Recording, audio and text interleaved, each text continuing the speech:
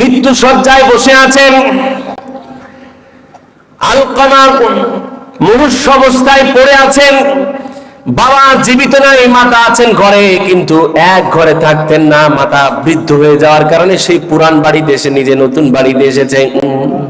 এটা দোষের কিছু না যদি মাতা পিতা সন্তুষ্ট থাকে, কিন্তু এসেছে কার কথায়? বইয়ের কথা এসেছিল। মনুষ্য অবস্থায় সব কথাই আলকামা বলতে পারে, কিন্তু মুখ দিয়ে যখন পড়ে লা ইলাহা ইল্লাল্লাহু মুহাম্মাদুর রাসূলুল্লাহ, তখনই শুধু মুখটা আটকে যায়, বলতে পারে না। সাহাবায়ে কেরাম তালকিন দিচ্ছিলেন, বারবার তালকিন দিচ্ছিলেন, নম্রস্বরে সবাই তাকে পড়াচ্ছিলেন, সবাই তার সামনে পড়ছিলেন লা ইলাহা ইল্লাল্লাহ মুহাম্মাদুর রাসূলুল্লাহ তালকিন দেওয়ার সময়।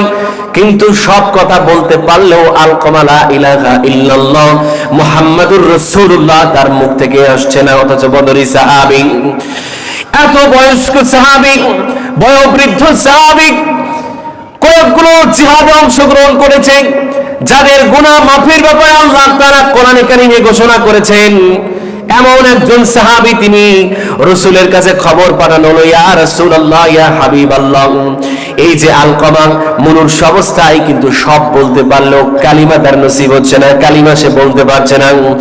রাসূল করিম সাল্লাল্লাহু আলাইহি সাল্লামের বুঝতে আর দেরি হলো না, আজকে আলকামার কপালটা কি জন্য পুড়ে গেছে। রাসূল করিম সাল্লাল্লাহু আলাইহি সাল্লাম দেরি করলেন না, তৎক্ষণাৎ ফওরান সেখানে চলে আসলেন। আলকামাকে সামনে পড়ে দিয়ে রাসূল করিম সাল্লাল্লাহু আলাইহি সাল্লাম জিজ্ঞাসা করলেন, বাবা কি বেঁচে আছেন? না, বাবা আগেই মারা গেছেন। সন্তান সন্ততি কে আছেন?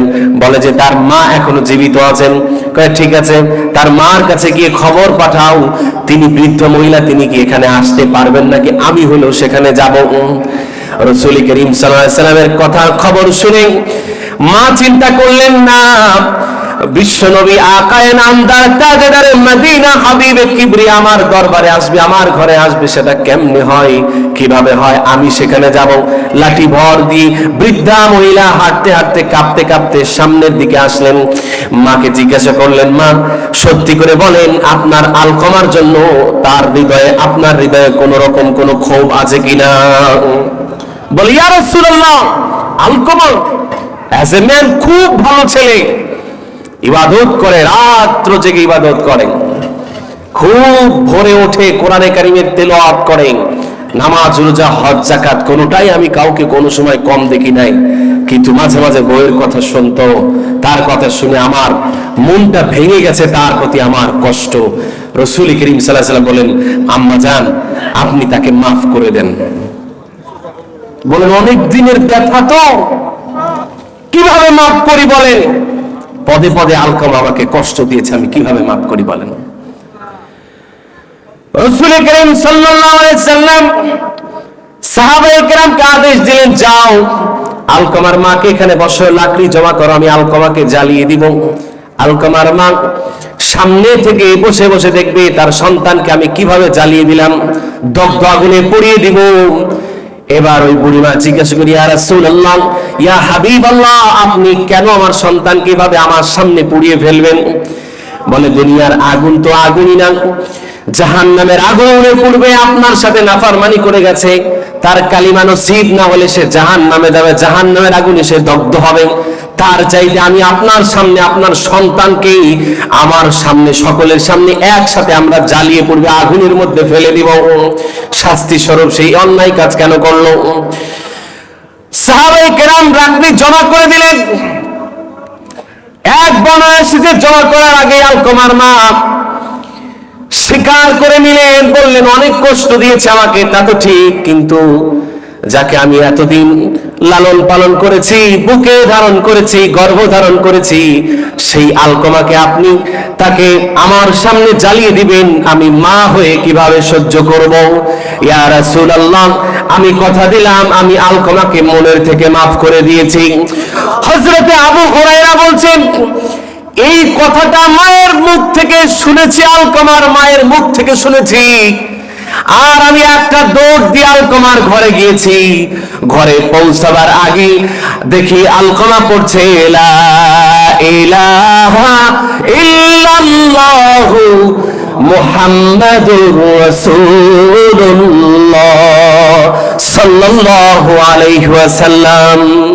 তাহলে মাতা পিতাকে কষ্ট দেব আর জান্নাতের আশা করব যে আমি জান্নাতে ঢুকে যাব, আমি অমুক জায়গায় যাব, আমি তমুক জায়গায় যাব, জান্নাতের আশা করতেছি, দান করতেছি, সদকা করতেছি, পীরের তাসবিহাত আদায় করতেছি, যত ইবাদত করি না করি, কোন ইবাদত আল্লাহর কসম একবার, আল্লাহর কসম দুইবার, আল্লাহর কসম তিনবার, আরশে মহল্লা পর্যন্ত আপনার ইবাদত পৌঁছাবে কোন দমে দমে তনু মনে তারি অনুভব। তোমার দুনিয়াতে আমি যেদিকে তাকাই, অথই নেয়ামতে ডুবে আছি সবাই। তোমার ভোলাতে আমি যেদিকে তাকাই, অথই নেয়ামতে ডুবে আছি সবাই। পাখ পাখালির গানে শুনি তাসবিহ কলর, তাসবিহ কলর। আল্লাহ আমার আল্লাহ আমার রব, এই রবি আমার সব। দমে দমে তনু মনে তারি অনুভব। সকালে জিকির করব কার, রাত্রে জিকির করব কার, সন্ধ্যায় জিকির করব কার? আল্লাহ পাকের জিকির শয়নে স্বপনে উঠা বসায় আছে না নাই? আজকের দুনিয়াতে যত মানুষ জিকিরে মশগুল আছে, আল্লাহর রহমতে 100% স্বীকৃতি দিয়ে বলতে পারি তারা সহজে হার্ট অ্যাটাক করে না। কথা কথা কেন? তাদের সহজে হার্ট গুলো ব্লক হয় না, কারণ ওই জিকির একটা ঔষধ। সুবহানাল্লাহ। আরে বলি না, ঠিক কিনা? ঠিক কিনা? এই জিকির হাড়ের ঔষধ, এই জিকির সমস্ত রোগের ঔষধ। ভিতরে ঘুম আসছে না, সারা রাত 3-4টা ট্যাবলেট না খেয়ে আজকে একটা আমল শিখিয়ে দেই, করবেন? বলবো? বিছানায় পড়বেন, সাথে সাথে ঘুম, শয়তান আপনার পা টিপে টিপে ঘুম পাড়িয়ে দিবে। সম্ভব? শয়তানে কি আপনার ঘুমাতে দেবে? দেবে। আমল করবেন, হাতের আঙ্গুলগুলো সবাই একটু উঁচু করেন, এইভাবে হালকা হালকা টিপে টিপে আস্তাগফিরুল্লাহ আস্তাগফিরুল্লাহ আস্তাগফিরুল্লাহ আস্তাগফিরুল্লাহ, একটু শুদ্ধ করে। অনেকে যে মসজিদে ফেরেশতারা বোঝে না, আল্লাহ বোঝে না কি বললো, আছে না নাই? একটু শুদ্ধ করে আস্তাগফিরুল্লাহ আস্তাগফিরুল্লাহ আস্তাগফিরুল্লাহ। এভাবে ইস্তেগফার পড়তে পড়তে আপনি টাইম নিয়ে ধরে বলবেন 100 বার ইস্তেগফার আপনি পড়ার আগে আপনাকে ঘুম পাড়িয়ে দিবেন কে? আল্লাহর অনেক বড় নিয়ামত। কোনো ওষুধ লাগবে না, কিচ্ছু লাগবে না, কোনো আমল লাগবে না। ঘুমাবেন, বালিশের সাথে মাথা দেবেন, 100 বার ইস্তেগফার পড়বেন। 100 বার পড়তে আমি মনে হয় ম্যাক্সিমাম দিনই পারি না, এর আগেই ঘুমিয়ে যায়। 100 বার শেষ করতে পারি না, এর আগেই ঘুমিয়ে যায়। আবার যখন সিজদায় বান্দা অবতরত হবে, আল্লাহ রাব্বুল আলামিনের কুদরতি পায়ে সিজদায় অবনত হবে, তখনও পড়বে সুবহানা রাব্বিয়াল আলা। সেখানেও রবের পরিচয় আছে না নাই? আল্লাহ রাব্বুল আলামিন, এই রব আমাদেরকে অর্ডার দিচ্ছেন, নির্দেশ দিচ্ছেন, খবরদার আমি ছাড়া আর কারো ইবাদত করতে পারবা না। নূহ আলাইহিস সালাম, আদম আলাইহিস সালাম, শীশ আলাইহিস সালাতু ওয়াস সালাম, নূহ আলাইহিস সালাম, দাউদ, ঈসা, হযরতে লুকমান, হযরতে সুলাইমান, হযরতে দাউদ, হযরতে মূসা, হযরতে ঈসা, যতগুলো নবী এবং পয়গম্বর এসেছেন সকলেরই একটা মেসেজ, আল্লাহ তা'বুদু ইল্লাল্লাহ, আল্লাহ ছাড়া আর কারো ইবাদত করতে পারবা না। তাহলে ইবাদত করতে হবে কার? আর একটু জোরে বলেন কার? সাহায্য চাইতে হবে কার কাছে? সাহায্য চাইবো কার কাছে? ওই আল্লাহ বলেন আমি ছাড়া আর কারো ইবাদত করতে পারবা না। দ্বিতীয় নাম্বার অর্ডার দিচ্ছেন, খবরদার খবরদার মাতা পিতার সাথে খারাপ ব্যবহার করা যাবে না। ঝিটকি মারা যাবে না। বাবা পান নিয়ে এসে এত বেদর বেদর কেন? মুই আনুন হ্যাঁ কইছি না, একবার একবার কইলেই তো হয়। মনে করবেন কপালটা পুড়ে গেছে, কপালটা ঝিটকি মারা যাবে, উফ শব্দ বলা যাবে না, আহ শব্দটা বলা যাবে না, আহ বিরক্তির কোনো ভাবই আনা যাবে না, তাহলে পিটানো যাইবে। একজনে পিটাই দিতে বট গাছ তলা পর্যন্ত নিয়েছে, বলে বাবা আর মারিস না, কেন আমারে আর এখান থেকে লড়াইস না, আমি এখান থেকে আর যেতে চাই না। বলে কেন? আমি আমার বাবারে পিটাই এই পর্যন্তই আনছিলাম। দুনিয়াটা হচ্ছে ধার আর উধার, উধার বলে না, কি বলে উধার, উধার বলে না, ধার আর উধার। আজকে আপনি যা দিবেন কালকে আপনি তাই পাবেন, ঠিক কিনা? এরকম নেমক হারাম এইরকম সন্তান আছে না নাই? কপাল পোড়া হতভাগা, যত আমলি করুক কাবা শরীফের মধ্যে গিয়ে যদি আল্লাহর কাছে মুনাজাত করে, ফরিয়াদ করে, আল্লাহ আপনি আমাকে ভালো রাখেন, কোনদিনও তার ইবাদত আল্লাহর আরশ পর্যন্ত পৌঁছাবে কেন? মাতা পিতার হক, মাতা পিতার আল্লাহ রাব্বুল আলামিন এতটাই গুরুত্ব দিয়েছেন, যেখানে আল্লাহ রাব্বুল আলামিন বারবার উল্লেখ করে বলছেন আল্লাহর ইবাদত করো, তারপরে ওয়াবিল ওয়ালিদাইনি ইহসানা। কোরআনে এতটা কাছের নামাজের কথা, যাকাতের কথা যেভাবে আস্তে করে কাছে করে বলেছেন, মাগরিব থেকে আমরা শুনেছি, কি বলেন? শুনেছি না? নামাজ এবং যাকাতের কথা শুনেছি না? বলেন আলহামদুলিল্লাহ। আমাদের হক কথাগুলো শুনতে পারা এবং হক কথা বুঝতে পারা, সেই অনুযায়ী আমল করতে পারা, এটাও আল্লাহর একজন অপার নেয়ামত। বলেন সুবহানাল্লাহ। এত কাছে করে বলেছেন আল্লাহ, ওয়াবিল ওয়ালিদাইনি ইহসানা, আল্লাহ তা'বুদু ইল্লাল্লাহ, আল্লাহর ইবাদত করো, এবং সাথে সাথে বলেন ওয়াবিল ওয়ালিদাইনি ইহসানা, মাতা পিতার সাথে খারাপ ব্যবহার করো না, সদাচরণ করো। সদাচরণ এক জায়গায় না, কোরআনে কারীমে 9 জায়গায় বলেছেন। কয় জায়গায়? কয় জায়গায়? প্রথম বললাম সূরাতুল বাকারা। কোথায়?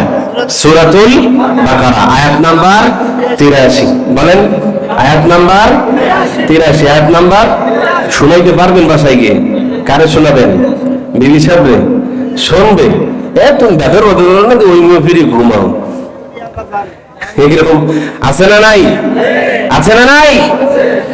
আবার সূরাতুন নিসার 36 নম্বর আয়াতে আল্লাহ একই কথা বলছেন, ওয়াসাইনাল ইনসান, মানুষকে আল্লাহ নির্দেশ জারি করছেন, নির্দেশ দিচ্ছেন, নির্দেশনা জারি করছি আমি মানুষের উপরে, মানুষ সৃষ্টি করে আমি অর্ডার করছি, শোনো আল্লাহ ছাড়া কারো ইবাদত করতে পারবে না, তবে খেদমত করবে তোমার মাতা পিতার। আছে না নাই? সূরাতুন নিসা 4 নম্বর সূরা।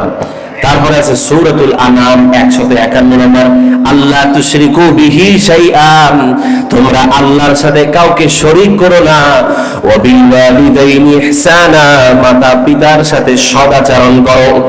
সূরাতুল ইসরার মধ্যে আল্লাহ আগে একটু একটু করে বলছেন, শুনে রাখো, বুঝে রাখো মাতা পিতার সাথে সদাচরণ কিভাবে করতে হয়, সদাচরণ কিভাবে করব। আল্লাহ আগে 2 সূরার মধ্যে বললেন আল্লাহ সদাচরণ করো, সদাচরণ করো। চলেন আমরা সবাই মিলে আল্লাহকে জিজ্ঞাসা করি, আল্লাহ সদাচরণ করব তো করব কিভাবে? আল্লাহকে জিজ্ঞেস করতে পারি কিনা? আল্লাহ সেই উত্তর দিচ্ছেন সূরাতুল ইসরার 23 এবং 25 নম্বর আয়াত, 23 এবং 24 নম্বর আয়াত। وَقَضَى رَبُّكَ أَلَّا تَعْبُدُوا إِلَّا إِيَّاهُ, আল্লাহ রাব্বুল আলামিন আদেশ জারি করছেন, ফরমান করছেন, তোমরা আল্লাহ ছাড়া আর কারো ইবাদত করতে পারবে না। মাতা পিতাকে তুমি সদাচরণ করো, ইহসান করো। তো ইহসান করার ব্যাখ্যাটা আল্লাহ মানুষের মুফাসসিরদের উপরে ছেড়ে দিতে পারতেন, দুনিয়ার সমস্ত মুফাসসির এটা ব্যাখ্যা করে মানুষকে বোঝাতো, কিন্তু আল্লাহ ইহসানের ব্যাখ্যাটা মানুষের উপরে ছেড়ে দেননি। আল্লাহ নিজেই মুফাসসির হয়ে ব্যাখ্যা করছেন কিভাবে ইহসান করবে। ইম্মা ইয়াবলুগান্না ইনদাকাল কিবারা আহাদুহুমা আও কিলাহুমা, তাদের মধ্য থেকে 2 জনের উভয় যদি বৃদ্ধ বয়সে উপনীত হয়, বৃদ্ধ বৃদ্ধা হয়ে যায়, অথবা একজন যদি বৃদ্ধ বৃদ্ধা হয়ে যায়, তাহলে তাদের সামনে তোমরা উফ শব্দটাও উচ্চারণ করিও না। বলেন সুবহানাল্লাহ। উফ শব্দ তো করা যাবে না, এখন পিটানো যাইবে, মারা যাবে, গালিগালাজ তো দেওয়াই যাবে, এটা না দিলে হয় না। হুজুর আপনি যে কোন আপনার মা বাপেরও তো আপনি দেন। আল্লাহর কসম করে বলছি, কোনোদিন চোখ রাঙিয়ে চোখ উঠিয়ে কথা বলার সাহস আমাদের হয় নাই। আপনি আপনার সন্তানকে এমন ভাবে, এমন শিষ্টাচারে ছোটবেলা থেকে মানুষ করবেন, ওর গায়ে হাত তুলে দেওয়ার কথা, এক বেটা এক ধমক দিলে যেন পেশাব করে দেয়। আর না হলে আজকে বলি, রাগ করবেন না, আপনি পিতা হওয়ার যোগ্য না। আপনার সন্তান যদি আপনার কথা না শোনে, আপনি যদি শুনাইতে না পারেন, আপনি আর আমি ব্যর্থ পিতা। কথা বলেন ঠিক কিনা? এরকম কুলাঙ্গার সন্তান আছে না নাই? আল্লাহ ওদের হেদায়েত দান করে, পড়ে না আমিন। আল্লাহ আমাদেরকে বোঝার তৌফিক দান করে, পড়ে না আমিন। ছোট্টবেলায় গাছ লাগিয়েছেন, একটু উত্তর দিকে হেলান দিয়ে এভাবে, 20 বছর পরে গাছটা এরকম মোটা হয়েছে, গাছ বিক্রি করবেন, এর আগে চিন্তা করেন দেখা গাছের দাম তো কম, ধাক্কা একটু সোজা করি দেখি পারি কিনা। সম্ভব? কার কার কাছে সম্ভব? পারবেন? সম্ভব? ছোটবেলা থেকে শিক্ষা দিবেন, অল্প বয়স তখন থেকে শিক্ষা দিবেন। বাবা অর্ডার করেছে তো করেছে। ছেলে মেয়ে লালন পালন করার ক্ষেত্রে তার ইচ্ছা, তার উদ্দেশ্য সবকিছু শুনবেন, কিন্তু ডিসিশন নেবেন আপনি। ছেলে, মা এবং আপনি পরামর্শ করে ডিসিশন নেবেন। বড় বড় ডিসিশন, যেমন সে কোন স্কুলে পড়বে, কোন কলেজে পড়বে, কোন লাইনে লেখাপড়া করবে, কোন জায়গায় পড়লে তার জীবনে ভবিষ্যতে সে মাথা উঁচু করে দাঁড়াতে পারবে, এইরকম গুরুত্বপূর্ণ ডিসিশন গুলো, এইরকম ইম্পর্টেন্ট ডিসিশন গুলো আপনার আমার পিতামাতারই নিতে হবে। এজন্য আল্লাহ রব্বুল আলামিন বললেন, মাতা পিতার সাথে কিরূপ আচরণ করবে, কি শব্দগুলো ব্যবহার করবে, সেই শব্দগুলো আল্লাহ তাআলা বলছেন, ওয়াকুল লাহুমা কাওলান কারীমা। কারীম নামটা কার? আর একটু জোরে বলেন নামটা কার? আর একটু জোরে বলেন নামটা কার? আল্লাহ সেই শব্দ ব্যবহার হচ্ছে কারীম, অতি দয়ালু। শুধু দয়ালু নাই, আলেমরা আছে, আমাদের প্রফেসর হুজুর আছে এখানে, এই যে হুজুর আছে, কারীম। দেখেন কি শব্দটা, শুধু একজন কারমুন, এটাই হলো একটা কারিমুন বলতে পারতেন আল্লাহ, বললেন না। শুধু নরম শব্দ না, কারিমা মানে অত্যন্ত নরম, খুবই নরম, সফট ওয়ার্ড গুলো মাতা পিতার সাথে ব্যবহার করেন। সূরাতুল আনকাবুতের মধ্যে 8 নম্বর আয়াতে আল্লাহ তাআলা মানুষকে ইরশাদ করছেন, ওয়াসাইনাল ইনসান, আমি মানুষকে নির্দেশ দিচ্ছি, মানুষের উপরে নির্দেশ জারি করছি, বিওয়ালিদাইহি হুসনা, সে যেন তার মাতা পিতার সাথে সৎ ব্যবহার করে। যদি তার মাতা পিতা তাকে শিরিক করতে অর্ডার দেয়, আমার সাথে কাউকে শরীক করবে না তাই বলে তাদের সাথে খারাপ ব্যবহার করবে, সেটাও না। আল্লাহ বলছেন, মা লাইসা লাকা বিহি ইলম, যদি তোমার সেই ব্যাপারে কোনো জানাশোনা না থাকে তাহলে তুমি তার পিছে পড়িও না, বরং মাতা পিতার সাথে উত্তম আচরণ করে, সৎ আচরণ করে, ভালো ব্যবহার করে সেখান থেকে তুমি সরে যাও, সেখান তুমি কেটে যাও। মাতা পিতার কথাকে সম্মানের সাথে তুমি এড়িয়ে চলো, সম্মানের সাথে কথা তুমি শুনবে না, অ্যাভয়েড করবে। কিন্তু কিভাবে? না, তোমার কথা শুনবো না, তুমি কি কও, এগুলো আমার ভালো লাগে না, এইরকম শব্দ ব্যবহার করতে পারবে। এখন আসি এই আয়াতে আল্লাহ বলছেন, হুজুর এই ওয়াজ তো আমার মাতা পিতা তো চলেই গেছে, কিন্তু আমাদের জন্য কি ওয়াজ? আল্লাহ রাসূল সাল্লাল্লাহু আলাইহি সাল্লাম বলছেন, একটা মাত্র ওয়াজ, কোন দোয়া তুমি হাত উঠাবে আর কোন দোয়া তোমার এমন খালি যাবে না যেই দোয়ার মধ্যে পড়বে রব্বির হামহুমা কামা রাব্বায়ানি সগীরা, রব্বির হামহুমা কামা রাব্বায়ানি সগীরা। পড়ি তো, আমরা সবাই পড়ি তো, কোনো দোয়া বাদ দিব না, একটা দোয়া ছাড়বো না, উঠালেই হাত পড়ব, বেঁচে থাকুক মারা যাক, কবরে বসে হাত তুলে মুনাজাত করবেন, হাত তুলে পড়বেন, কবুল করে নেবেন কে? সূরাতুল লুকমানের মধ্যে আল্লাহ তাআলা একই কথা বলছেন যে খবরদার মাতা পিতার সাথে তোমরা খারাপ আচরণ করবে না, ভালো ব্যবহার করো, কেননা মা যেই কষ্টটা করেছে সেই কষ্ট আর পৃথিবীতে কেউ করে। মায়ের একটা কষ্ট, একটা প্রসব বেদনার কষ্ট, এটাকে যদি একটা রূপ দেওয়া যায়, একটা আকৃতি দেওয়া যায়, এটাকে যদি একটা ডিজাইন করা যায়, সেই ডিজাইন করে যদি একটা আস্ত পাহাড়ের উপর দেওয়া যায়, ওই ব্যথা সহ্য করতে না পেরে পাহাড়টা ভেঙে চুরে খান খান হয়ে যাবে। কিন্তু সেই কষ্ট করে আপনার আমার মা আপনাকে পৃথিবীর আলো দেখিয়েছে, তাদের সামনে ঝিটকি দিয়ে কথা বলো, ধমক দিয়ে কথা বলো, তোমার মতো নেমক হারাম, তোমার মতো বদমাইশ ছেলে আমাদের কোনো প্রয়োজন। আল্লাহ আমাদের সন্তানদেরকে হেফাজত করে বলেন আমিন। রব্বি কারীম আমাদের সন্তানদেরকে সত্যিকার অর্থে মানুষের মতো মানুষ হওয়ার তৌফিক দান করুন। ছেলেকে মানুষের মতো মানুষ বানাইতে চাই, কে কে চাই একটু হাত তুলে দেখেন। মানুষের মতো মানুষ বানাতে চাই, হাত নামান। বলে যে শুধু মাদ্রাসা দিলেই মানুষ হয়, এরকম কথা বলে না? কমি মাদ্রাসা দিলেই মানুষের মতো মানুষ হয়। কিন্তু কমি মাদ্রাসা থেকেও দুই একজন আসছে, আইসে খারাপ হয়ে গেছে, এরকম ইতিহাস আছে না নাই? আর হুজুর রাগ করবে নাকি? আমরা আছে। এই জন্য শুধুমাত্র একজন শুধু মাতা পিতা মেহনত করলো, শিক্ষক টিচার মেহনত করলো না, তাহলে তাকে মানুষ করা সম্ভব। আবার শুধু শিক্ষকে তাকে মানুষের মতো মানুষ করার চেষ্টা করছে, মাতা পিতা খবরও নেয় না, খোঁজও নেয় না, তাহলে মানুষ হবে? মানুষ করা সম্ভব? ধান লাগান না আপনারা? ইদানিং কি ধান লাগান? ইরি ধান। কি ধান? ইরি ধান। এখন লাগালেন, আবার ধান কাটবেন কবে? আজকে লাগালেন, ধান কাটবেন কবে? 3-4 মাস পর, রমজানের পরে। রমজানের পরে। রমজানের পরে এখন আপনি ধান লাগাইয়া রাইখে আসলেন, একবার রমজানের পরে গিয়ে ধান টান কেটে একদম এক কানিতে অনেক ধান হবে, পারবেন না? পানি দেবেন না, সার দেবেন না, নিম নেবেন না, খবর নেবেন না, যাবেন না, করবেন না। 3 মাস পরে আপনার গোলা ভরা ধান, পুকুর ভরা মাছ। মেহনত ছাড়া হবে? কি করতে হবে বলেন? শুধু এক পক্ষ মেহনত করলো, আপনি নিজে মালিক, বদলা নিলেন, বদলা দিয়েছেন, পাঠাইয়া যাও কাজ করো। বদলা তো যা পারছে করছে, ধান ভালো হবে? ধান ভালো হবে?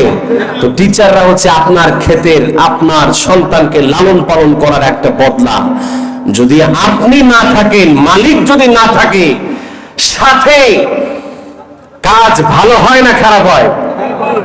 কাজ ঠিক মতো হয়, ঠিক মতো করে, এরকম ইমানদার বদলা, ইমানদার কামলা পাওয়া খুব কঠিন, ঠিক কিনা? ঠিক কিনা? তো এইরকম আপনি শুধুমাত্র বদলাদেরকে পাঠিয়ে দিলেন, তারা একদম ঘরে আপনার ধান নিয়ে চলে আসবে বাড়িতে, বিরাট ধান নিয়ে চলে আসবে বাড়িতে। হবে? সম্ভব? Possible? Very very very impossible, একদম ত্রিফুল ইম্পসিবল, অসম্ভব। ये मुमकिन है ही नहीं। আপনার শিক্ষকের কাছে আপনি বাচ্চা দিয়ে আসছেন, 10 বছর পরে মানুষ হয়ে আসবে, সেরকম শিক্ষক এই জামানায় পাওয়া অনেক কঠিন। ঠিক যেমন মালিকের, যিনি জমির মালিক, তারও যেমন শ্রম, যিনি কৃষক তারও তেমন শ্রম, তো ক্ষেত্র আলাদা। আবার যিনি বদলা দিবেন তারও আলাদা শ্রম। এইরকম তিনজনের শ্রম যখন এক জায়গায় হয়, তখনই আপনার ঘরে, আপনার মুখে, কৃষকের মুখে সোনালী ধানের হাসি ফোটে, মিষ্টি হাসি ফোটে। আর যদি এইভাবে রেখে আসলেন, দেখলেন না, ফিরলেন না, খোঁজ নিলেন না, নিন্দানি দিলেন না, সার দিলেন না, পানি দিলেন না, সেচ দিলেন না, ওইভাবে যেমন ধান পাওয়ার আশা করাটা যেমন বোকামি, আপনার সন্তানকে স্কুল কলেজ মাদ্রাসায় ভর্তি করে চিন্তা করবে সে বড় আলেম, ডাক্তার, ইঞ্জিনিয়ার, বড় বড় বড় বক্তা, মুফাসসির, মুহাদ্দিস হয়ে যাবে, সেই রকম একটা বোকামি। চিল্লায় বলেন ঠিক কিনা? এই জন্য উভয় পক্ষের যেমন বাবার ভূমিকা তেমন মায়ের ভূমিকা, ঠিক তেমনি ভাবে একজন উস্তাদের ভূমিকা সমান থাকতে হবে, যদিও তাদের কাজ ভিন্ন ভিন্ন। চিল্লায় বলেন ঠিক কিনা? আপনার ছেলেকে একটা মায়ের দিছে বাবা, যায় এই হুজুরের আজকে 14, আর বললাম না, ড্যাশ ড্যাশ ড্যাশ, বুঝে ফেলাইছেন না আপনারা? এই শ্রোতা যারা সামনে থাকে তারা বুঝলেই হয়। তাহলে আপনার ছেলে আপনার কাছ থেকে কি শিখবে? এক হুজুর একটা পিটান দিয়েছে, আপনি রিয়াকশনটা কি দেখাচ্ছেন? বাবার থাকার কারণে, বাবার সাপোর্টের কারণে সে আজকে এত পর্যায়ে উঠে গেছে। ফাতিহা আয়াতের নাম শুনেছেন? ফাতিহা আয়াত আগে ছোটবেলার ভিডিও দেখতাম, এখন দেখি না, বড় হয়ে গেছে। ফাতিহা বাংলাদেশের মেয়ে জাতিসংঘের মতো বড় বড় জায়গায়, বিশাল বিশাল কনফারেন্সে, কম্পিটিশনে সে কথা বলে, কোরআন দিয়ে কথা বলে, হাদিস দিয়ে কথা বলে, ছোট্ট ছোট্ট আয়াত। তাকে জিজ্ঞাসা করা হয়েছিল, বাবার একটা ইন্টারভিউ নিয়েছে, আপনার মেয়ে এত কিছু জানলো কিভাবে, এত অল্প বয়সে এত বড় বড় জায়গায় কথা বলে, এটা কিভাবে সম্ভব, হাউ ইজ পসিবল? বলে, আমি আমার সন্তানকে অর্থের চাইতে সময় দিয়েছি বেশি। ওয়াইস আল কারনি রাহিমাহুল্লাহু তাআলা রাসূল করিম সাল্লাল্লাহু আলাইহি ওয়াসাল্লামকে চিঠি লিখছেন, ইয়া রাসূলুল্লাহ, ইয়া হাবিবাল্লাহ, আপনার জীবদ্দশায় আপনি বেঁচে আছেন, আমি আপনার কাছে সাহাবী হতে চাই, আপনার মুখখানা দেখে কালিমা পড়ে লা ইলাহা ইল্লাল্লাহু মুহাম্মাদুর রাসূলুল্লাহ, আপনার সামনে আপনার হাতে হাত রেখে বাইয়াত হয়ে কালিমাটা পড়তে চাই, আমার মনে বড় ইচ্ছা। ইয়ামান থেকে আল কারণ দেশ থেকে চিঠি লিখলেন, ইয়া রাসূলুল্লাহ, তবে আমার একটু সমস্যা, এই সমস্যার কথাটা না বললেই নয়। সমস্যাটা হচ্ছে আমার মাতা একাকী চলতে পারে না, আমার মাতা অসুস্থ, বিছানায় পড়া, নিজে উঠতে পারে না, বসাতে পারে না, নিজে খাইতে পারে না, খাওয়া দাওয়া করতে পারে না। ইয়া রাসূলুল্লাহ, আমি এখন কি করব? রাসূলের পক্ষ থেকে জবাব এসে গেল, রাসূল করিম সাল্লাল্লাহু আলাইহি ওয়াসাল্লামের পক্ষ থেকে জবাব এসে গেল, ঠিক আছে, তুমি তোমার মাতা পিতার খেদমত করো।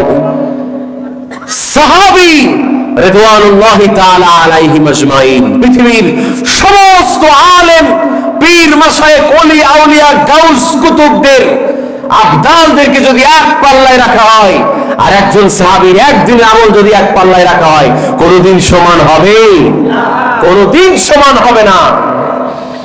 সেই সাহাবীর মর্যাদা পেতে রাসূলুল্লাহকে চিঠি লিখেছে, চিঠি এসে পৌঁছেছে, চিঠিতে লেখা, আমি এই জামানায় হলে আমার কাছে কেউ আসতে চাইলে যে তুমি চলে আসো, তাড়াতাড়ি ফিরে যাও, রাসূল করিম সাল্লাল্লাহু আলাইহি ওয়াসাল্লামের পক্ষ থেকে এসেছে, মাতা পিতার খেদমতে লেগে থাকো, তোমার মায়ের সেবা করো, এটাই তোমার জন্য কল্যাণকর। ফলশ্রুতিতে কি হয়েছে? ওয়াইস আল কারনি সাহাবী হতে পারে নাই, কিন্তু আল্লাহ রাব্বুল আলামিন এত মর্যাদা দিয়েছেন, হাবিবকে বলে গেছেন, আপনার একটা জামা, একটা জুব্বা ওয়াইস আল কারনির জন্য রেখে যাবেন, এবং আপনার গুনাহগার উম্মতের জন্য যারাই পাবে ওয়াইজের দেখা, সে যেন আপনার উম্মত, গুনাহগার উম্মতের জন্য অবশ্যই যেন সে দোয়া করায়। হযরত ওমর ইবনে খাত্তাব রাদিয়াল্লাহু তাআলা আনহু, অর্ধ জাহানের খলিফা, খলিফাতুল মুসলিমিন, খলিফাতুল মুমিনিন, অর্ধ জাহানের বাদশা, হজের সময়, হজের মৌসুমে উচরে কাবার চত্বরে দাঁড়িয়ে এলান করলেন, ঘোষণা করে দিলেন, তোমরা যারা সারা পৃথিবী থেকে এসেছো, ইয়ামানবাসী ছাড়া বাকি সবাই বসে যাও, ইয়ামানবাসী দাঁড়িয়ে থাকবে। ইয়ামানবাসী দাঁড়িয়ে রইল, সবাই বসে গেলেন, আলাদা হয়ে গেল ইয়ামানবাসী। ইয়ামানবাসীকে লক্ষ্য করে বললেন, ইয়ামানবাসী যারা কর্ণ থেকে এসেছো, সেই কর্ণের লোকগুলো দাঁড়িয়ে থাকো আর সবাই বসে যাও। সেই জায়গায় কর্ণের একজন লোক দাঁড়িয়েছে, বলেছে, তুমি কি আওয়াজকে চেনো? জানো আওয়াজকে? বলে, হ্যাঁ, সে তো আমার ভাতিজা, কিন্তু একটু পাগল টাইপের, মাথাটা ঠিক নেই, এই যে ওয়াজ থুয়ে তফ থুয়ে কোথায় গেছে বকরি চড়াইতে, কি করে না করে। হযরত ওমর ইবনুল খাত্তাব তার কথায় প্রক্ষেপ না করে হযরত আলী রাদিয়াল্লাহু তাআলা আনহুকে সাথে নিয়ে সাথে সাথে সেই দিকে রওনা দিলেন। কোথায় গেছে? বলে আরাফার ওই দিকে, আরাফার দিকে রওনা হলেন। আরাফার সেই ময়দানের সামনে গেছেন, সাথে সাথে নামাজরত অবস্থায় পেয়েছেন ওয়াইসকে। নামাজরত অবস্থায় পাশে ওয়েট করছেন, অপেক্ষা করছেন আমিরুল মুমিনিন, নামাজটা শেষ হলে কথা বলবেন। ওয়াইস আল কারনি নামাজের ভিতরে বুঝতে পারলেন যে কেউ একজন এসে আমাকে অপেক্ষা করছে। তিনি অনেক শর্ট করলেন নামাজ, শর্ট করে মুখ ফিরিয়ে বললেন যে, বলেন আপনারা কার কাছে এসেছেন? বলে, আগে বলো তোমার নাম কি, তুমি কি করো? বলে, আমি মজদুর, আমি আরেকজনের বাসায় মজদুরি করে খাই। বলে, মজদুর তো বুঝলাম, তোমার নাম কি? বলে, আনা আব্দুল্লাহ, আমি আল্লাহর বান্দা। পেছাইতেছে, আল্লাহর বান্দা। আরে তোমার মা তোমার কি নাম রেখেছে তাই বলো। বলে, আমার মা রেখেছে আওয়াজ আমার নাম। এবার হযরত আলী রাদিয়াল্লাহু তাআলা পরিচয় করিয়ে দিচ্ছেন, ইনি হচ্ছেন খলিফাতুল মুসলিমিন ওমর ইবনুল খাত্তাব রাদিয়াল্লাহু তাআলা। যেই বলেছেন ওমর ইবনুল খাত্তাব নড়ে চড়ে বসেছে, ওরে বাবা, জি হুজুর আমাকে মাফ করবেন, মাযরাত কিজিয়ে, मैं पहली दफा यहाँ पर आया हूं, প্রথমবারই আমি এখানে এসেছি, আপনি আমাকে মাফ করবেন, ক্ষমার দৃষ্টিতে দেখবেন, আমি তো আপনাকে চিনি নাই। বলে যে তুমি হাত উঠাও এবং আমার এই উম্মতের জন্য, রাসূল করিম সাল্লাল্লাহু আলাইহি ওয়াসাল্লামের গুনাহগার উম্মতের জন্য তুমি দোয়া করো। বলে আপনি সাহাবী, অর্ধ জাহানের খলিফা ওমর ইবনুল খাত্তাব, আর আমি হাত তুলবো, আমি মুনাজাত করব? বলে यही फरमान है, রাসূল করিম সাল্লাল্লাহু আলাইহি ওয়াসাল্লাম এই জুব্বাটা তোমাকে দিয়েছেন আর বলেছেন আয়েশকে যখন পাও আমার গুনাহগার উম্মতের জন্য দোয়া করবেন, দোয়া করাবে। আয়েশ হাত তুললেন, আল্লাহুম্মা আমিন। অঝোর ধরায় তিনি কাঁদলেন, চোখ থেকে পানি ধরে রাখতে পারলেন না, কাঁদতেছিলেন আর কাঁদতেছিলেন। ওমর ইবনুল খাত্তাব রাদিয়াল্লাহু তাআলা আনহু কাঁদেন, হযরতে আলী ইবনে আবি তালিব কাঁদেন, আয়েশ কাঁদে, কাঁদতে কাঁদতে মুনাজাত করলেন, এই আল্লাহ তাআলা এই পৃথিবীর বুকে কিয়ামত পর্যন্ত আমার যত গুনাহগার উম্মত আসবে, রাসূল করিম সাল্লাল্লাহু আলাইহি ওয়াসাল্লাম বলেছেন সেই সমস্ত গুনাহগারের জন্য হাত তুলেছি, ফরিয়াদ করেছি, আল্লাহ আপনি তাদেরকে জাহান্নাম দিয়েন না, বরং তাদেরকে জান্নাতের অধিবাসী করেন। বলেন সুবহানাল্লাহ। দোয়া করলেন, আল্লাহ দোয়া যে কবুল করবেন সে কথা আল্লাহ রাসূল হাদিসে বলে গেছেন। সুবহানাল্লাহ, একটু জোরে বলেন না সুবহানাল্লাহ। কিভাবে বলে গেছেন? আরবের একটি গোত্রের নাম আল্লাহর রাসূল উল্লেখ করেছেন, এই গোত্রে সবচেয়ে বেশি লোক, এত সংখ্যক লোক ওই একটি কবিলায়, একটি গোত্রে, কিয়ামতের দিন ওদের সুপারিশ আল্লাহ তাআলা তাদেরকে জান্নাত দান করবেন। বলেন সুবহানাল্লাহ।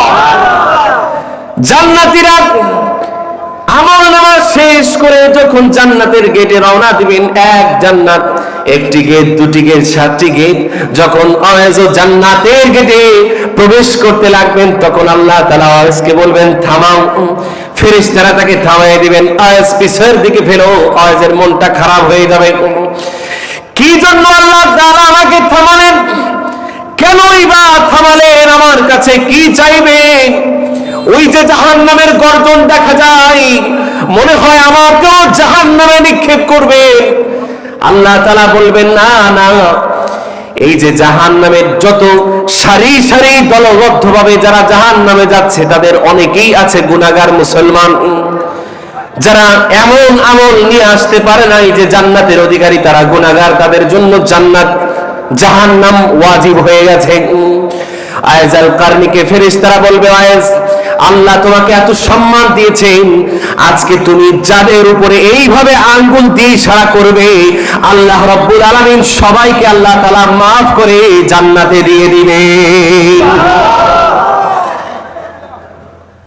আয়েশের এই যে ফজিলত, এর পিছনে আয়েশ অনেক তাহাজ্জুদ গুজার ছিলেন। সেটা কিন্তু নামাজ আছে, হজ, যাকাত, দুনিয়ার সমস্ত আমল, ইসলামের হুকুম পঞ্চবুনিয়াদের কোনো আমল নয়, বরং একটি মাত্র আমল, সেই আমলটা হচ্ছে মাতা পিতার খেদমত। আল্লাহ যার উপর রাজি হয়ে গেছে, আল্লাহ যার উপর সন্তুষ্ট হয়ে গেছে, মাতা পিতা খেদমত করার তৌফিক দেন। মাতা পিতার খেদমত করার তৌফিক যাদেরকে দেন, আল্লাহ তাদের উপর সন্তুষ্ট হয়ে গেছেন। বলেন সুবহানাল্লাহ। এজন্য রাসূল করিম সাল্লাল্লাহু আলাইহি ওয়াসাল্লাম বলেছেন, গাজার রিদা রাব্বি রিদাল ওয়ালিদাইন, তোমার মাতা পিতার সন্তুষ্টি তো তোমার রবের সন্তুষ্টি। এজন্য আমরা বলি, খবরদার খবরদার মাতা পিতার সাথে খারাপ ব্যবহার করবে না। কেন করবে না? মা হচ্ছে তোমার জান্নাত। মা কি? জান্নাত। মা কার কি? জান্নাত। আর বাবা হচ্ছে জান্নাতের দরওয়াজা, জান্নাতের গেট। গেট ছাড়া কি জান্নাতে প্রবেশ করা যাবে? মাইকে আওয়াজ করে কেন? গেট ছাড়া কি জান্নাতে প্রবেশ করা যাবে? তাহলে বাবা, বাবা মারা গেছে কার কার একটু শুনি। আহা, আর পাইবেন না, আর পাবেন না। বাবা তুমি কেমন আছো ছোট্ট মাটির ঘরে, তোমার কথা হৃদয় মাঝে পড়ছে বারে বারে, বাবা গো বাবা, বাবা গো বাবা। পড়বেন, একটু মুখ মিলাবেন। বাবা তুমি কেমন আছো ছোট্ট মাটির ঘরে, তোমার কথা হৃদয় মাঝে পড়ছে বারে বারে, বাবা গো বাবা, বাবা গো বাবা। মায়া লাগে? বাবার জন্য মায়া লাগে? কত আদর কত স্নেহ তোমার কাছে পেলাম, সব কিছু হারিয়ে আজকে নিঃস্ব হয়ে গেলাম।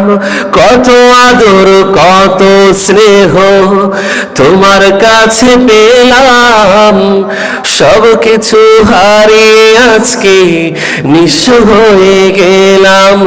ভালোবাসি তোমায় বাবা, বুকটা যে যাইছি রে, তোমার কথা হৃদয় মাঝে পড়ছে বারে বারে, বাবা গো বাবা, বাবা গো বাবা।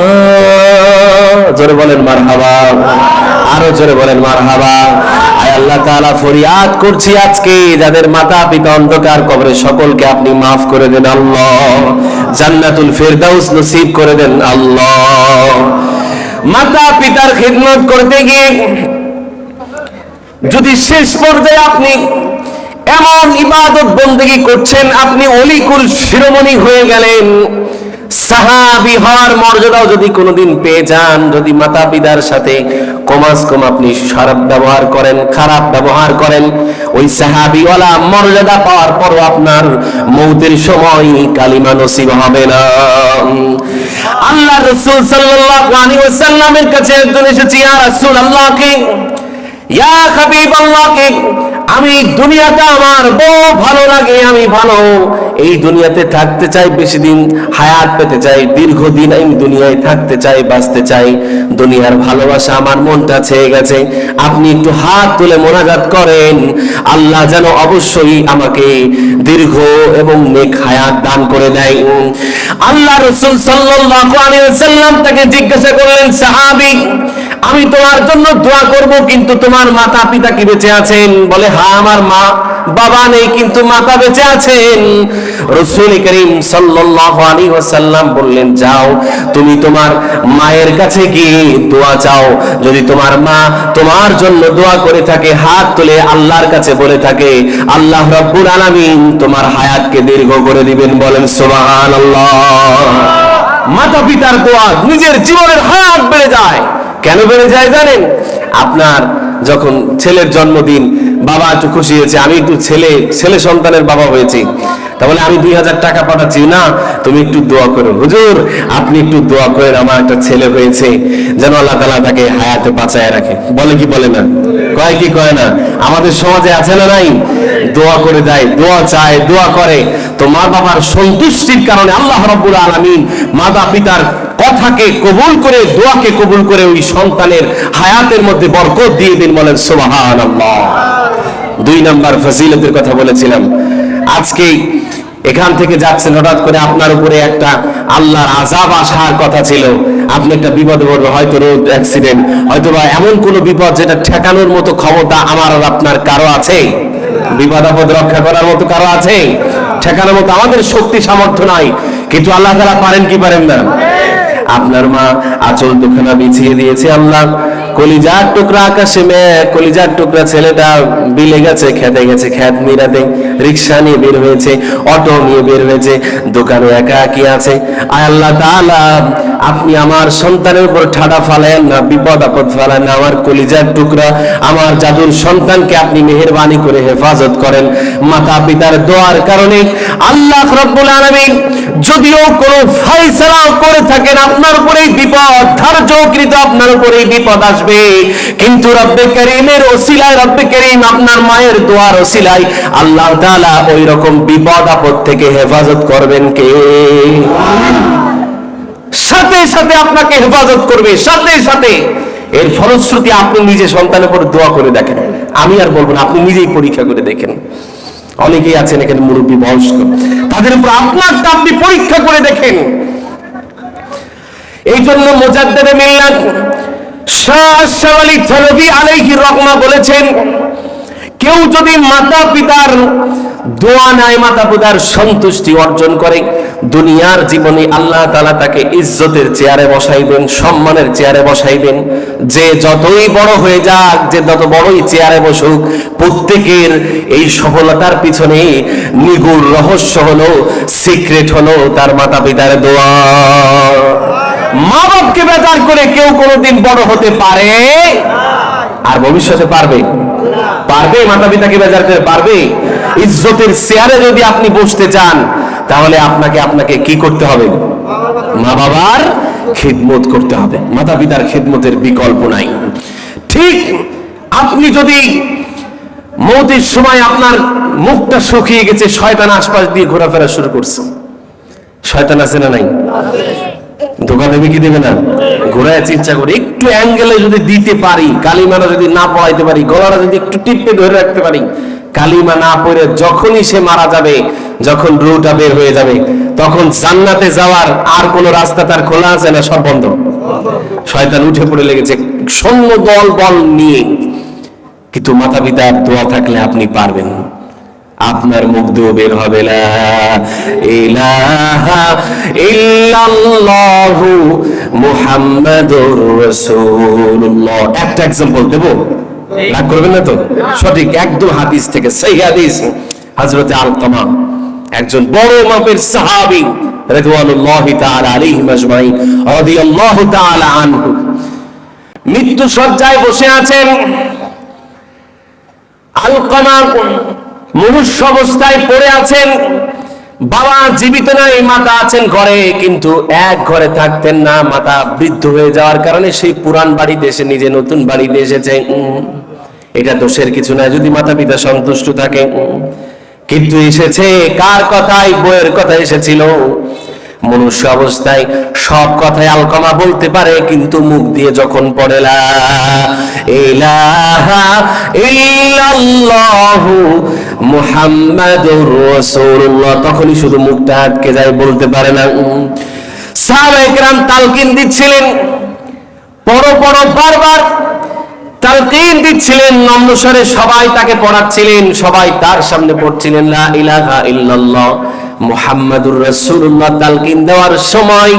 কিন্তু সব কথা বলতে পারলেও আলকামা লা ইলাহা ইল্লাল্লাহ মুহাম্মাদুর রাসূলুল্লাহ তার মুখ থেকে আসছে না। অথচ বদরি সাহাবী, এত বয়স্ক সাহাবী, বয়োবৃদ্ধ সাহাবী, কয়েকগুলো জিহাদে অংশগ্রহণ করেছে, যাদের গুনাহ মাফের ব্যাপারে আল্লাহ তাআলা কোরআনে কারীমে ঘোষণা করেছেন, এমন একজন সাহাবী তিনি রাসূলের কাছে খবর পাঠানো হলো, ইয়া রাসূলুল্লাহ, ইয়া হাবিবাল্লাহ, এই যে আলকামা মনুষ্য অবস্থায় কিন্তু সব বলতে পারলো, কালিমা তার নসিব হচ্ছে না, কালিমা সে বলতে পারছে না।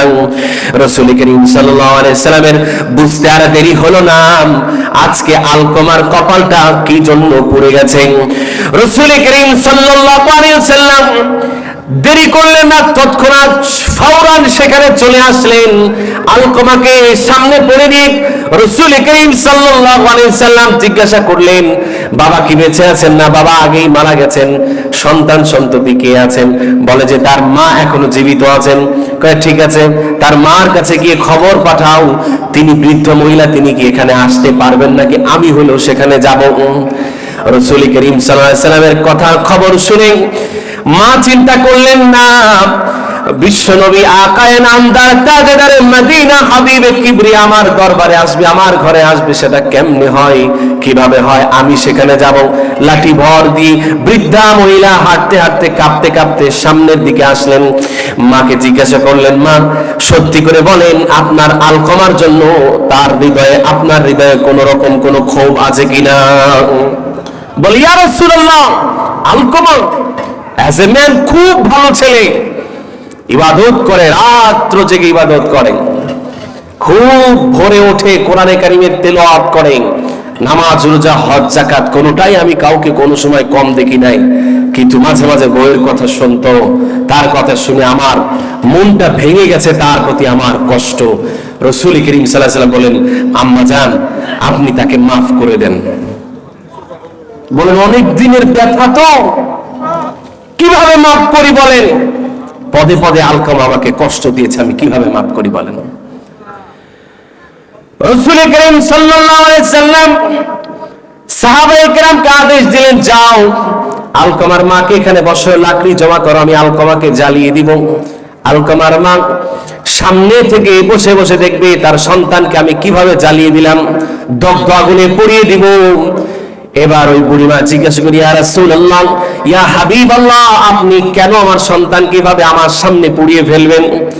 বলে দুনিয়ার আগুন তো আগুনই না, জাহান্নামের আগুনে পুড়বে। আপনার সাথে নাফরমানি করে গেছে, তার কালিমা নসিব না হলে সে জাহান্নামে যাবে, জাহান্নামের আগুনে সে দগ্ধ হবে। তার চাইতে আমি আপনার সামনে আপনার সন্তানকে আমার সামনে সকলের সামনে একসাথে আমরা জ্বালিয়ে পড়বে, আগুনের মধ্যে ফেলে দিব, শাস্তি স্বরূপ সেই অন্যায় কাজ কেন করলো? সাহাবায়ে কেরাম রাত্রি জমা করে দিলেন। এক বনবাসীদের জমা করার আগে আলকামার মা স্বীকার করে নিলেন, বললেন অনেক কষ্ট দিয়েছে আমাকে, তা তো ঠিক, কিন্তু যাকে আমি এতদিন লালন পালন করেছি, বুকে ধারণ করেছি, গর্ভ ধারণ করেছি, সেই আলকামাকে আপনি তাকে আমার সামনে জ্বালিয়ে দিবেন, আমি মা হয়ে কিভাবে সহ্য করব? ইয়া রাসূলুল্লাহ, আমি কথা দিলাম আমি আলকামাকে মনের থেকে মাফ করে দিয়েছি। হযরতে আবু হুরায়রা বলছেন, এই কথাটা মায়ের মুখ থেকে শুনেছি, আলকামার মায়ের মুখ থেকে শুনেছি, আর আমি একটা দৌড় দিয়ে আলকামার ঘরে গিয়েছি। ঘরে পৌঁছাবার আগে দেখি আলকামা পড়ছে, লা ইলাহা ইল্লাল্লাহু মুহাম্মাদুর রাসূলুল্লাহ সাল্লাল্লাহু আলাইহি ওয়াসাল্লাম। তাহলে মাতা পিতাকে কষ্ট দেব আর জান্নাতের আশা করব, যে আমি জান্নাতে ঢুকে যাব, আমি অমুক জায়গায় যাব, আমি তমুক জায়গায় যাব, জান্নাতের আশা করতেছি, দান করতেছি, সদকা করতেছি, পীরের তাসবিহাত আদায় করতেছি, যত ইবাদত করি না করি, কোন ইবাদত আল্লাহর কসম একবার, আল্লাহর কসম দুইবার, আল্লাহর কসম তিনবার, আরশে মহল্লা পর্যন্ত আপনার ইবাদত পৌঁছাবে? কোনদিন পৌঁছাবে না। এজন্য আল্লাহর রাস্তে